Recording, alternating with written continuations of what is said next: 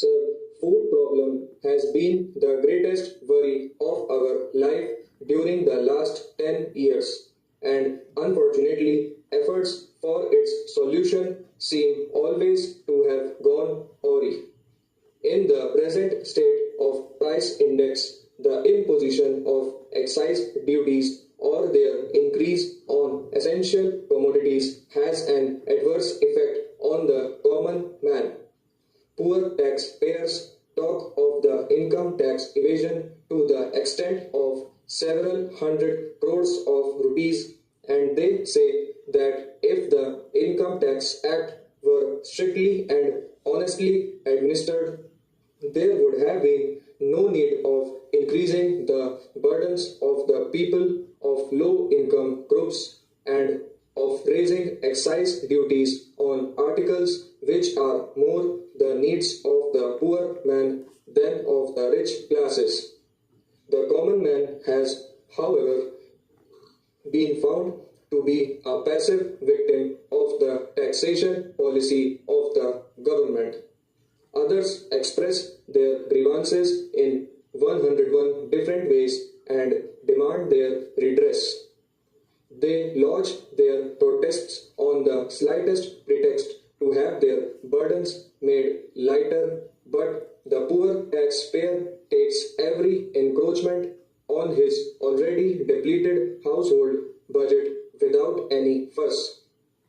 And there is no denying the fact that indirect taxation has been increasing year by year and has been causing a great hardship to the families of low income groups. Moreover, sir, excise duties rope in all the people, good, bad, or indifferent. By this, I mean to say that whether the people have been benefited by the planned outlay of about rupees 900 crores a year or not, whether they have remained unaffected by the development schemes or whether their finances have worsened as a result of any such schemes, all have to pay the duty imposed along with the middleman's profits, whatever he may be disposed to charge. The Honorable Minister is said to have stated that the effect of his taxation proposals on the common man would be very marginal and the trader's present margin of profit should absorb much of the increase. He is said to have made a similar statement on another occasion also, but I am sorry to say that this is contrary to what actually happens. Most traders will not only pass on the whole of the tax to the consumer but will also raise the prices sufficiently high so as to make additional profits in the bargain which they will make.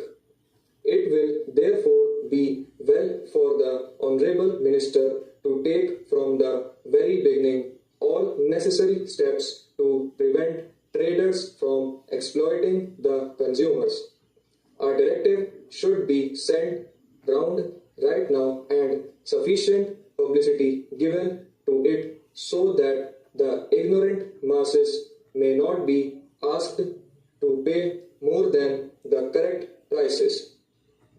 The prices are already soaring high at the ceiling level, and effective steps should be taken to check further rise, lest the whole structure of economy should be shaken to the core. In addition to the fair price shops for food grains, there should be fair price shops for other articles of merchandise also like clothes, etc., so as to stabilize prices and have them pegged at a reasonable level. It should, however, be noted that when taxation proposals are looked at in the context of the 10th 5-year plan, they relate a different story. It is found that they are intended to to impose an austere living on the people so as to save more for the plan. It is said that excise duties have been directed towards limiting consumption of the lower middle classes and the masses more as a measure to check inflation rather than for the purpose of augmenting revenue. The Honorable Minister once stated that the duty on sugar had been deliberately raised because he wanted consumption to go down or rather not to increase. He said, I would like to freeze it at more or less the present level unless it be that as income I goes up in certain sectors, they want to pay the price. The finance minister's anxiety to freeze the consumption in the absence of sufficient quantities of consumer goods to go around that section of the people whose purchasing power is increasing as a result of the planned outlay of about rupees 900 crores a year is quite understandable. Our administrative machinery is not sufficiently competent and efficient for complete control, and unless the production of consumer goods is commensurate with the investment in the country, the inflationary pressure will persist and prices will rise. When the mills and factories which are being established in the earlier years of the plan go into production, there will be plenty of consumer goods to absorb the surplus money in the hands of the people, and the need of price control by means of the imposition of excise duties will come to an end. It is hoped that the minister will reduce these duties at that time. As for the implementation of the plan, nothing extraordinary had happened to make us feel nervous about the fulfillment